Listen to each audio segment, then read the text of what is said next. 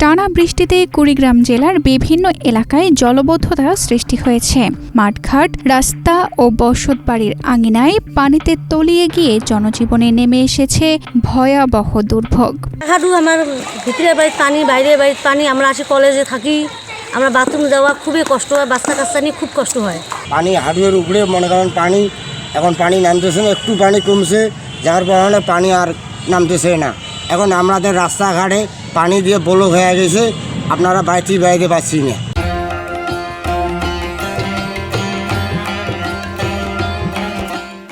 রাজারহাট উপজেলা কৃষি আবহাওয়া পর্যবেক্ষণাগারের কর্মকর্তা সুবল চন্দ্র সরকার জানান, গত 24 ঘণ্টায় জেলায় 85 মিলিমিটার বৃষ্টিপাত রেকর্ড করা হয়েছে, যা একদিনের হিসেবে ভারী বৃষ্টিপাত। অতিরিক্ত বৃষ্টিতে জেলা শহর সহ বিভিন্ন এলাকায় সরকারি অফিস, শিক্ষা প্রতিষ্ঠান ও গুরুত্বপূর্ণ সড়কের সামনে হাঁটু সমান পানি জমে।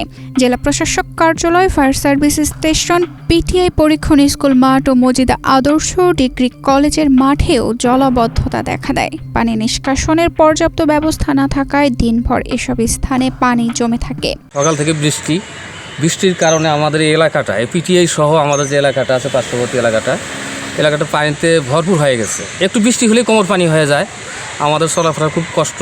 এই পানিটা সমস্ত জমাট বেঁধে থাকে, আমরা বাড়ি ঘরে পর্যন্ত পানি উঠে যায়। আমাদের উঠানে পানি, আপনি যা দেখেন পড়ায় বাড়িতে উঠানের মধ্যে পানি। আমরা যারা চাকরি করি এখানে অনেক পানি হয়েছে, বৃষ্টির কারণে আমরা যাতায়াত করতে পারি না, আমাদের বাচ্চা কোচাও বাইরে হইতে পারছে না। স্থানীয়দের অভিযোগ, পর্যাপ্ত ড্রেনেজ ব্যবস্থা না থাকার কারণে সামান্য ভারী বৃষ্টিতে এই জলাবদ্ধতা সৃষ্টি হয়। দ্রুত কার্যকর পানি নিষ্কাশন ব্যবস্থার দাবি জানিয়েছে পৌরবাসী। এদিকে আবহাওয়া অফিস জানিয়েছে, আগামী 2-1 দিন বৃষ্টিপাত অব্যাহত থাকতে পারে, ফলে দুর্ভোগ আরও বাড়তে পারে। দিন চলছে, এখানে কেউ আমার পদক্ষেপ নেয় নাই। এইভাবে চেয়ারম্যান আসে, মেম্বার আসে, কেউ এলে পদক্ষেপ নেয় না, দেখি যায় প্রশাসনরা, দেখি যায়, কোনো কাজ করে না। তানজিদা রহমান, ইনায়া, বাংলাদেশ প্রতিদিন।